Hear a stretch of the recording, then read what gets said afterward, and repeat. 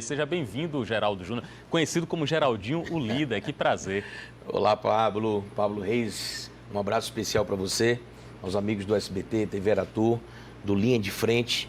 Obrigado por essa oportunidade, em nome da cidade, em nome dos vereadores da nossa cidade, estar aqui debatendo, com certeza, assuntos inerentes à nossa política, da nossa capital, com desdobramento aí por todo o interior do estado da Bahia, mas com certeza pelo reconhecimento do Linha de Frente como um dos instrumentos de comunicação e de relação com a sociedade baiana. A gente vai falar sobre comunicação, ele também é comunicador, a gente vai falar sobre pandemia, o que é que a Câmara e o que é que Geraldo Júnior estão fazendo para combater os efeitos da pandemia, tanto na questão da saúde quanto na economia.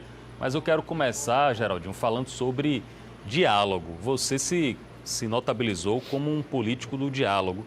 Eu vejo você conversando com todas as partes, eu vejo você liderando as frentes da Câmara de Vereadores, que muitas vezes são antagônicas, muitas vezes não tem um canal de diálogo e é o presidente que consegue fazer as pessoas conversarem. Eu estou percebendo correto? Você está querendo ser o homem da harmonia? Pablo, você tem a sensibilidade de vida e, consequentemente, essa sensibilidade que você trouxe da sua vida, você estabelece na sua vida profissional. Um jornalista na última semana me perguntou o porquê da intitulação líder e o porquê que eu tenho a liderança na Câmara Municipal. Essa liderança só é possível pela harmonia que eu consegui conquistar na Câmara Municipal. Você sabe que por 2 vezes eu fui aclamado presidente do Poder Legislativo da nossa cidade, com a participação dos vereadores da base do prefeito, bancada de oposição, bloco partidário independente, partido independente, porque só tem uma solução para isso. E você dinamizou isso com muita propriedade. A sensibilidade e a arte de ouvir as pessoas. A gente tem enfrentado, principalmente nesse momento da pandemia, algumas discussões na Câmara Municipal, através de representações sindicais, representações empresariais. Na última semana você deu aqui em destaque, e eu quero lhe agradecer, o papel que teve a Câmara Municipal na figura dos profissionais do Salvamar, profissionais que preservam a vida das pessoas, cuidam da vida das pessoas, mas nós temos que ter um olhar sensível por esses profissionais. E conseguir, junto ao governo municipal, na figura de Léo Prates, e no governo estadual, na figura do secretário Fábio Vilas Boas, colocar esses profissionais do Salvamar como prioridade na vacinação, nos critérios da vacinação contra o Covid. Eu vejo alguns políticos, algumas autoridades até dizendo que são a favor dessa categoria, desse segmento, querem que sejam prioritários, mas para que consiga ser prioritário é preciso um pouco de atitude, é preciso ir lá conversar, cobrar, pedir, às vezes até se desgastar com o governador, com o secretário da Saúde. Muitos querem falar sobre isso, mas não querem agir sobre isso. Você foi na ferida, foi no pulso. Isso. Pablo, você foi cirúrgico aí. Ontem, você que me acompanha nas redes sociais e me acompanha pela imprensa, e esse acompanhamento ele é muito recíproco, porque eu acho que você alimenta a informação também do cenário político através do que você faz aqui na emissora. Nós atendemos ontem uma série de representações empresariais. Primeiro, atendemos na última semana os empresários e profissionais na área de eventos. Você sabe que esse está sendo a atividade empresarial mais prejudicada. Ela não abriu em nenhum momento e dificilmente ela vai abrir. E nós temos que pensar, quando eu digo nós, Poder Executivo Municipal, Poder Executivo Estadual, Legislativo Municipal e Estadual, nós temos que convergir, independentemente de qualquer posição ideológica, partidária ou política, entender que precisamos estender a mão, como fizemos com o Salvador por Todos na área da cultura. Você sabe o quanto eu lutei, briguei, me dispus para que o Salvador por Todos, aprovado pela Câmara Municipal e depois estabelecido a sua prorrogação também pela Câmara Municipal, que o prefeito Bruno Reis encaminhasse uma mensagem para a Câmara para que a gente pudesse atender aqueles empreendedores, aqueles que fazem os eventos da nossa cidade. Mas eu não estou falando dos grandes produtores e empresários, não. Eu estou falando, Pablo, daquele cara que está na ponta, o cara que é um holding, o cara que opera o som, o cara que opera a técnica e o áudio, o cara que coloca a iluminação, aquele que arma o palco. e que desarma o palco, aquele que dirige o veículo, que vai carregar toda a estrutura. Desculpe até, Geraldo, seria uma contradição Salvador ser chamada a cidade da música e na hora que os músicos, que os técnicos estão mais precisando, a cidade não compensa esse prejuízo que eles estão tendo. Perfeito, perfeito. E eles estavam à margem do processo. Então nós tivemos a coragem, eu contei com o apoio de toda a imprensa baiana e você falou algo interessante que eu me emocionei aqui, que às vezes você ir em cima de um foco, num ponto focal, lhe dá um desgaste político e de ordem pessoal. E todos os dias eu entrego minha vida nas mãos de Deus e quando eu volto para casa, você disse, Geraldinho, uma coisa interessante, você começa a sua vida às 5 horas da manhã, termina às 10 horas da noite, e isso é diário, é um cotidiano, para que a gente possa realmente representar a nossa cidade. E tem uma coisa muito interessante, Pablo, e eu acho que eu tenho demonstrado isso na política, como demonstrei na minha vida profissional como advogado, como demonstro na minha vida como radialista, você sabe o carinho e o amor que eu tenho pela comunicação, o que eu faço pelo rádio. Uma coisa que é muito importante, eu não gosto de jogar para a torcida. As bravatas, esse negócio, as pessoas têm se aproveitado e alguns interlocutores do cenário político têm se aproveitado desse momento para jogar para a torcida, para a sociedade. E agora com rede social, então? E com rede social facilita a vida desses oportunistas de plantão. Você lembra quando eu dizia para você, você deu risada aqui, muita risada da última vez, quando eu falava das forças ocultas. Foi e essas mesmo. Forças ocultas é o seguinte, às vezes elas vêm camufladas e às vezes elas vêm disfarçadas dentro do processo. Então não é uma tarefa fácil. Você está vendo que bares e restaurantes, você inclusive parabenizou a entrevista hoje no seu Twitter, eu acompanhei. Na TV Bahia, de alto nível hoje, nível, uma entrevista debate. De alto nível com a participação do secretário Vilas Boas, de especialistas e autoridades nesse problema sanitário que nós estamos vivendo, a questão dos bares e restaurantes. Eu tive a coragem, como tenho a coragem, independentemente da representação que tenho, são milhares e milhares de empregos gerados pelos bares e restaurantes da nossa cidade. Você está acompanhando a situação da pandemia. Eu preciso fazer essa pergunta de uma maneira mais direta possível. Bar e restaurante, se ele for regulamentado, fiscalizado, com os protocolos adequados, eles são uma ameaça sanitária. O bar e o restaurante, com bebida alcoólica, eles representam uma chance de gerar um colapso no sistema de saúde? Não, absolutamente não. E eu tenho defendido isso junto ao governador, junto ao prefeito Bruno Reis. Chamei a diretoria e o conselho da Abrazel, Associação de Bares e Restaurantes. Aqui eu mando e rendo um abraço especial ao meu amigo Luiz Henrique da Abrazel. Esses protocolos têm que ser estabelecidos. Vamos falar na prática aqui. Nós somos do mesmo seio familiar. A esse seio familiar, a essa família, é permitido ele estar num bar e restaurante estritamente com a sua família. A exemplo do que falava anteriormente em relação aos clubes sociais. São mais de 1.500 famílias que dependem dos clubes sociais para a sua sobrevivência. Trabalhadores. Como é que nós abrimos o setor e as atividades, as academias, e não abrimos as atividades de esporte dentro dos clubes sociais? A prática da natação, cada um fica na sua raia, com distanciamento de 2 metros. A prática da atividade de você jogar o tênis, o esporte, um esporte totalmente individual. Ontem, contei com a sensibilidade do prefeito Bruno Reis e preciso fazer um registro. Não só agora, mas desde a época do governo anterior, com o prefeito Assemineto, Bruno Reis sempre teve a sensibilidade para a atividade empresarial. Porque a gente fala muito, e você me pediu uma convergência objetiva do que penso, é muito fácil a gente falar em cuidar de vidas. Nós, inclusive, temos uma marca de cuidar de gente é vocação.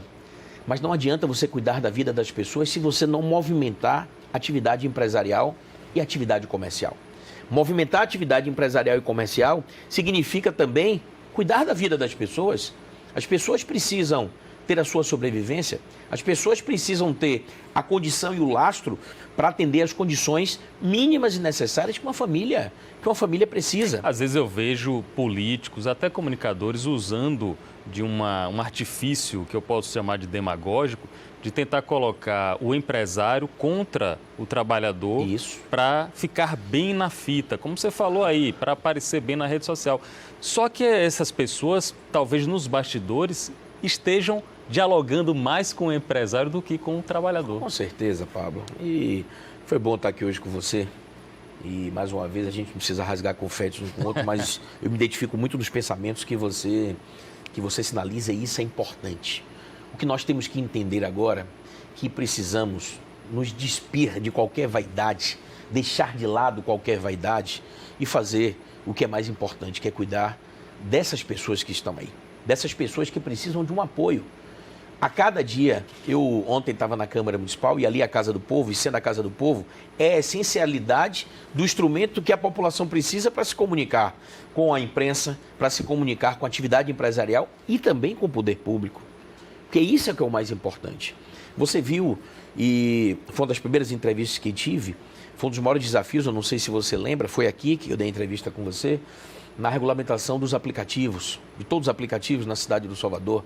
Mas eu não podia esquecer, quando eu digo eu, a Câmara Municipal, mas eu estava conduzindo o processo dos taxistas, milhares de taxistas e famílias que sempre geraram emprego e renda na nossa cidade. Como é que você conseguiu equilibrar aquilo? A gente pensa aqui em mais de 10 mil taxistas e praticamente 30 mil motoristas de aplicativo. Em tese, eles em conflito, mas, na verdade, o que eu percebi foi você tentando costurar uma maneira de todos se sentirem à vontade para fazer o seu serviço, cedendo um pouco, como é a vida, cedendo um pouco, mas ajudando o próximo. Como foi que você conseguiu criar esse diálogo? Uma arte muito difícil. Nada tira o meu sono. Mas eu lidava ali com quase 50 mil famílias. Nós temos catalogados, cadastrados, mais de 38 mil aplicativos na nossa cidade. Nós temos 21 mil famílias de taxistas na cidade. Porque nenhum táxi roda 24 horas. Ele tem um titular e ele tem 2 auxiliares. Então eram 50 mil pessoas envolvidas. As atividades empresariais, os veículos, quando eu falo veículos, os instrumentos empresariais de empresas que trabalham nesse ramo, que sufocam esses trabalhadores, eles imaginavam que, a exemplo do que eles faziam em outras capitais, a exemplo do que eles faziam em outros países, eles iam fazer em Salvador. A uma determinada empresa, eu disse a ela, desta forma que você opera em outros países e outros estados, em Salvador você não vai operar.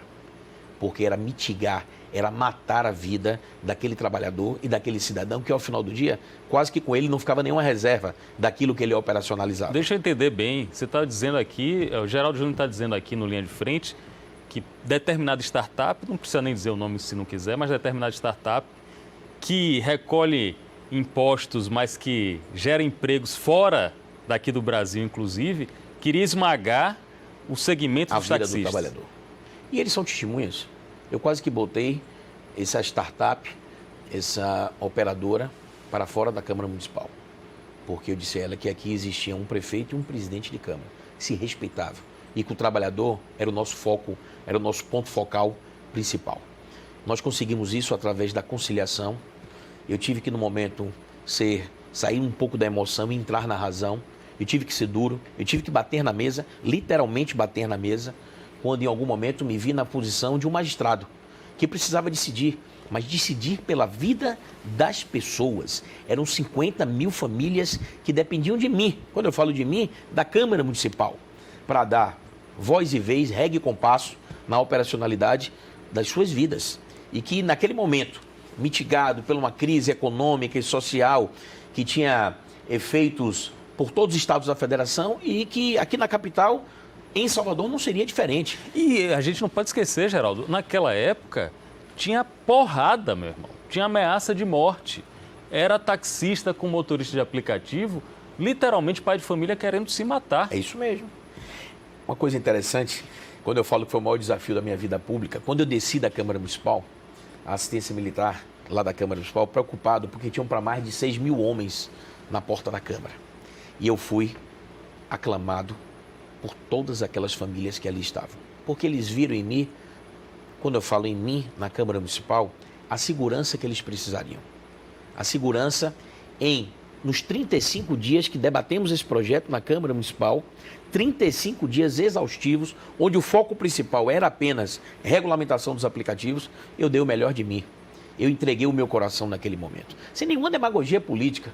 Eu fiz aquilo imaginando esses entes familiares, Pablo, e vejo até a sua emoção nesse momento quando eu falo, porque eu via eles entrando em vias de fato, eu via famílias na porta da Câmara suplicando a esse presidente uma atenção especial. Então eu quero aproveitar aqui o Linha de Frente para mandar um abraço especial a todos os motoristas por aplicativo da nossa cidade e a todos os taxistas que sempre geraram emprego e renda e não podem e nem merecem ser esquecidos pela sociedade. E aí, só para finalizar, naquele momento que eu procurei regulamentar os aplicativos, eu peguei a oportunidade, junto ao governo municipal, para trazer uma paridade, para modular uma paridade de benefícios para esses taxistas. Agora, então, vamos falar de outros milhares de pais de família, de outras milhares de famílias que, nesse momento, podem estar, inclusive, sentindo o mesmo aperto no coração que aqueles taxistas da época.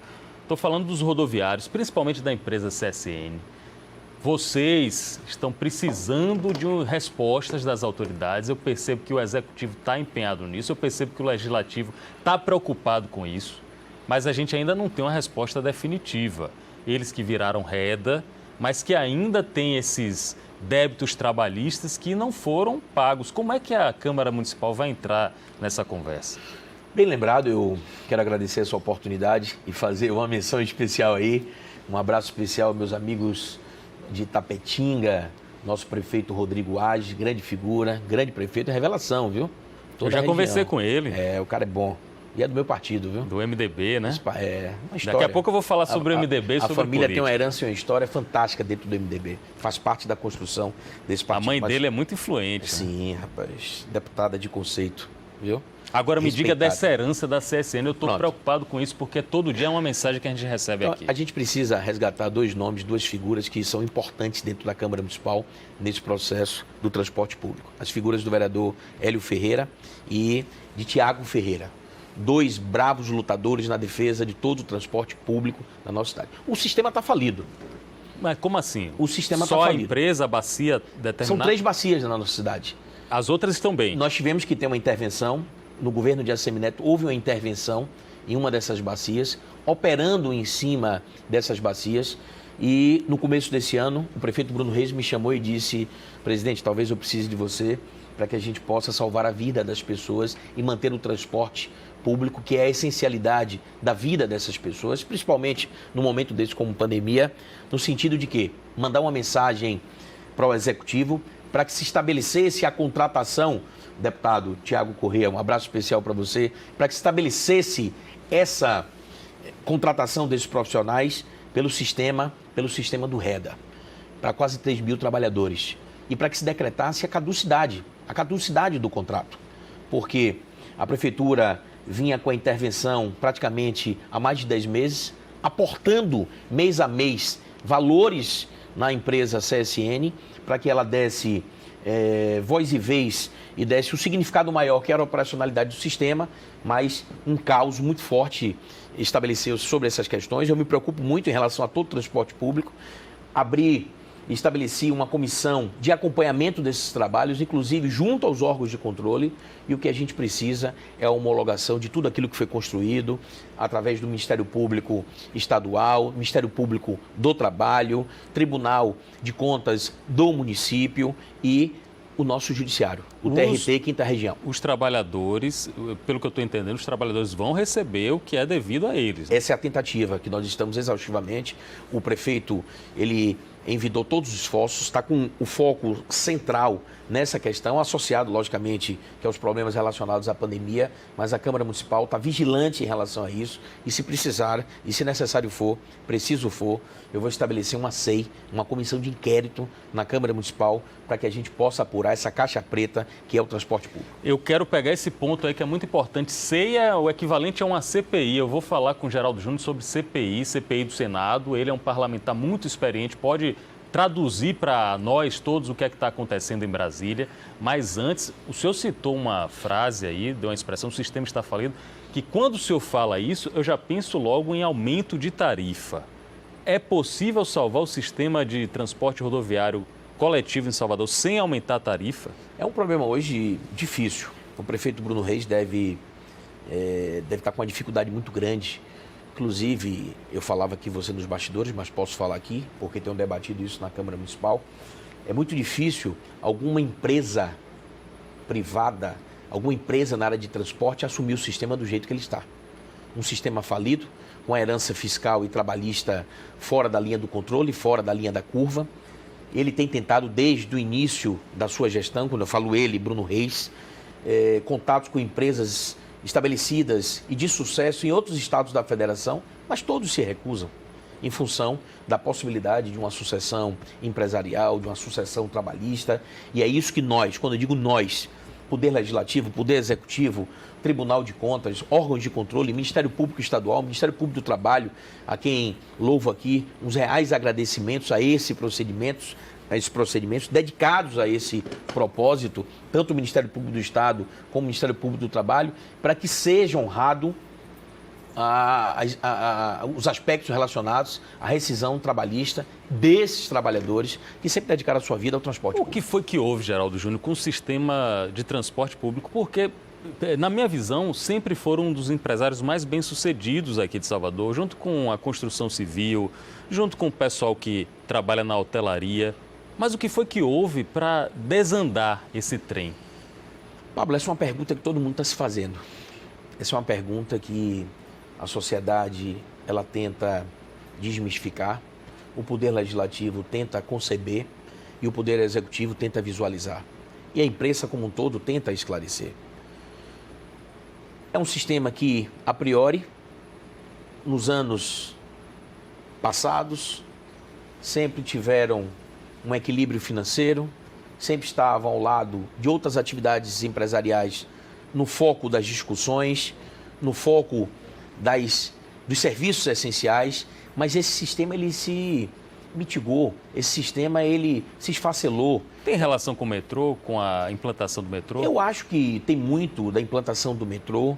Eu acho que o metrô, ele, além de desafogar o sistema de transporte público como um todo, mas ele onerou as questões relacionadas ao transporte público, ao transporte dessas bacias existentes. Há uma tentativa muito grande do prefeito Bruno Reis, junto ao governador Rui Costa, de tentar um equacionamento desses percentuais de repasse, para que a gente possa atrair empresários de outros estados, empresários bem-sucedidos, para que esse sistema de transporte público ele funcione a título de excelência. Então, o presidente da Câmara de Salvador, o vereador Geraldo Júnior, do MDB, diz aqui que, se preciso for, vai instalar uma CEI, uma comissão especial de inquérito no âmbito municipal para investigar o que aconteceu com o sistema público de transporte rodoviário coletivo. Aí eu venho para a questão. Agora a gente tem no Senado Federal uma CPI para investigar recursos e omissões, possíveis omissões, do governo federal, é importante colocar isso, no combate à pandemia. Eu queria que o senhor dissesse sua opinião sobre isso. E mais, essa CPI pode chegar a investigar a atuação de governadores e de prefeitos? É constitucional isso? O dinheiro federal que veio para os governos do estado e municípios também não é responsabilidade da investigação do Senado? Tá. Só voltando um pouquinho, para finalizar aquele questionamento que você me fez do transporte público, eu sou terminantemente contra ao aumento de tarifa para a população, principalmente num momento como esse, como a pandemia. Já externei de público que a Câmara irá se posicionar e eu tenho certeza que o prefeito Bruno Reis não vai entrar nessa linha, pelo menos nesse momento, nessa linha de entendimento. Em relação a essa CEI, eu acompanhei ontem essa comissão de inquérito, essa CPI, no Senado Federal. Você viu que houve um turbilhão de informações. Essas informações era inicialmente para apuração de verbas federais destinadas ao combate ao Covid, e há um pedido que a gente chama ultra petita ou extra petita no direito, que é a extensão dessa CEI, desse entendimento para governadores e prefeitos dos seus estados, dos estados da federação e das capitais. Eu só me preocupo muito com, e tenho sensibilidade para isso, inclusive no comando da Câmara Municipal, e serve de exemplo no Senado e na Câmara dos Deputados, que nós temos que ter a responsabilidade e a sensibilidade daquilo que queremos apurar e de que vamos apurar. Temos que ter o senso crítico do contraditório. É como na justiça. Você não pode estabelecer qualquer tipo de penalização, de culpabilidade, sem o contraditório, sem o princípio da ampla defesa. Então eu acho que num momento como esse, onde o foco principal são os critérios relacionados à pandemia, se você estabelece uma SEI para apurar as questões, que essas questões sejam feitas com os princípios, no mínimo, da razoabilidade. 2022 já está aqui, viu? Tem muita gente, inclusive, falando que a campanha eleitoral para o governo do estado já começou. Os principais nomes até o momento são o ex-prefeito de Salvador, Assemineto, o ex-governador e atual senador Jacques Wagner, o senador Otto Alencar, também pelo PSD. O MDB não tem interesse em lançar nenhum nome, não? Geraldo Júnior é candidato a governo? Geraldo Júnior, Rodrigo Age, de Tapetinga, Colbert Martins, de Feira de Santana. O partido MDB é uma das maiores referências do cenário nacional. E aqui na Bahia não é diferente. Quando nós assumimos a condição de estarmos no MDB, foi para dar uma nova capa de visibilidade, um novo contexto ao partido, a nova forma ao partido.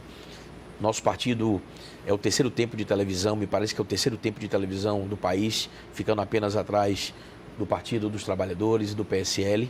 Salvo o melhor juízo, é o terceiro tempo de televisão, merece a respeitabilidade pelos grandes nomes que tem no cenário nacional, e eu tenho certeza que na hora certa, tanto o que já está sinalizado como o prefeito, o ex-prefeito Assemineto, como o senador Jacques Wagner, eles irão estabelecer os tabuleiros das conversações com qualquer um dos partidos. Antes que você me pergunte se o MDB tem conversado com o Rui Costa e com o Jacques Wagner. Era essa a pergunta. A arte de conversar é uma arte da democracia. Eu faço parte da base do prefeito Assemineto. O MDB está na base do prefeito Bruno Reis. Agora, nada nos impede de estabelecermos conversações com o Rui Costa, com o Jacques Wagner. Eu não sei se você lembra, quando eu assumi a Câmara Municipal, que eu levei 2 vezes o governador Rui Costa e uma vez o vice-governador João Leão na Câmara Municipal. Eu lembro que teve gente deu que um achou estardalhaço. Aí as forças ocultas, elas ficaram loucas. Mas eu sou chefe de um poder. Eu sou presidente de um poder legislativo.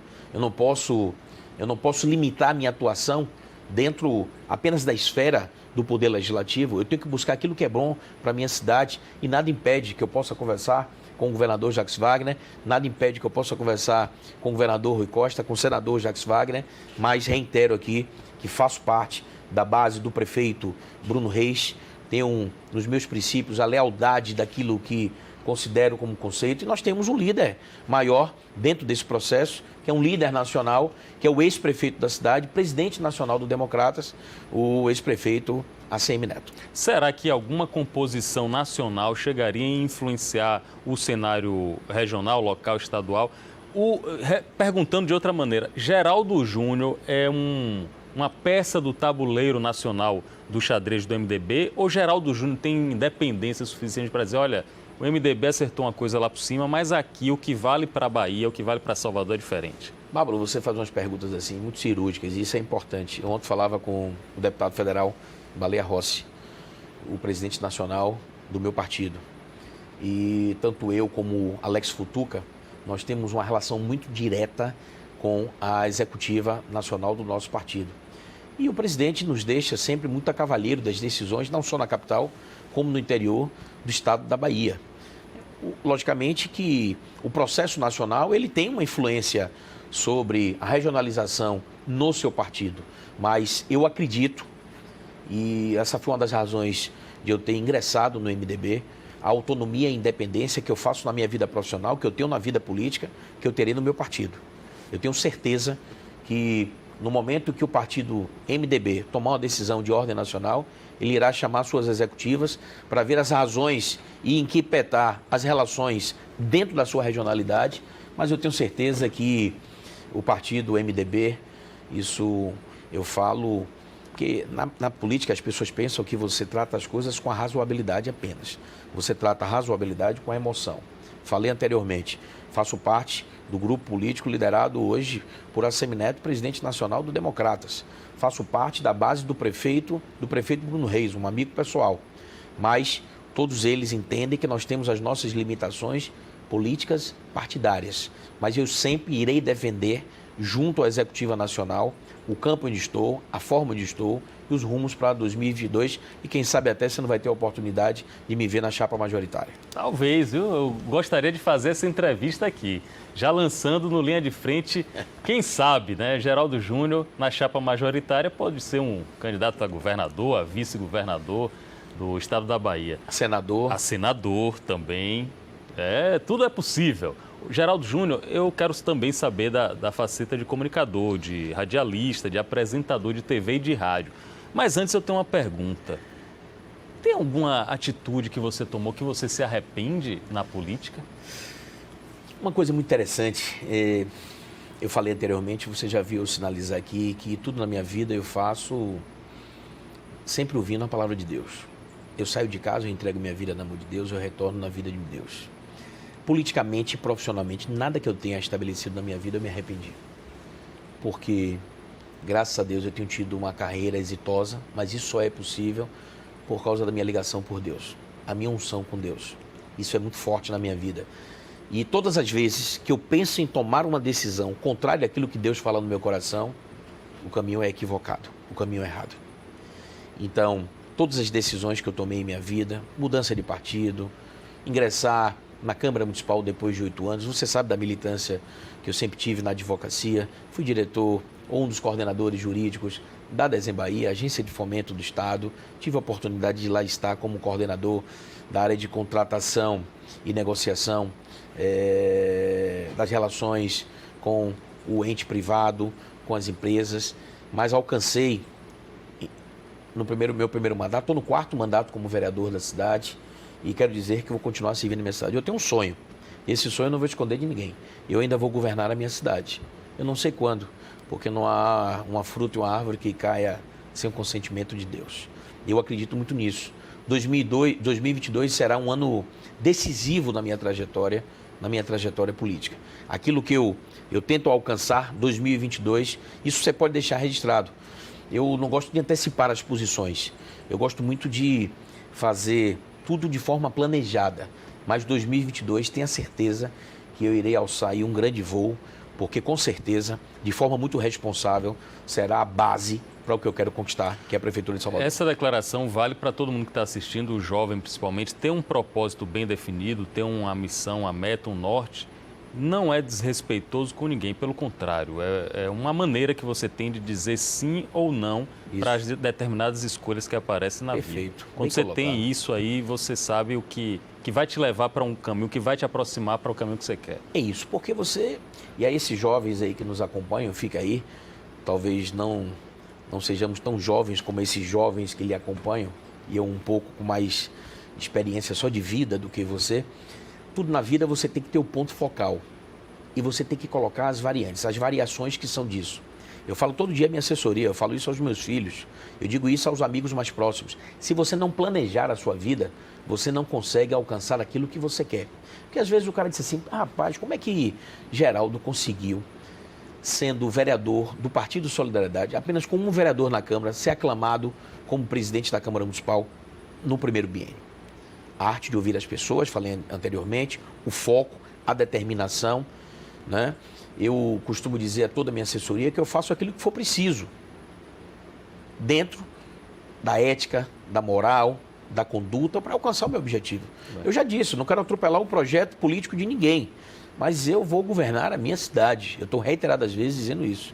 Pode estar a curto prazo, a médio ou a longo prazo, mas eu vou constar isso através de amigos. Eu quero fazer um agradecimento especial a toda a imprensa baiana. Sem a imprensa, nós, quando eu digo nós políticos, nós legisladores, falo pela Câmara Municipal, nada disso seria possível. Vocês têm um papel, e eu me incluo nesse papel, como radialista também, nós temos um papel muito importante, principalmente, ontem eu entrevistei a secretária de Comunicação.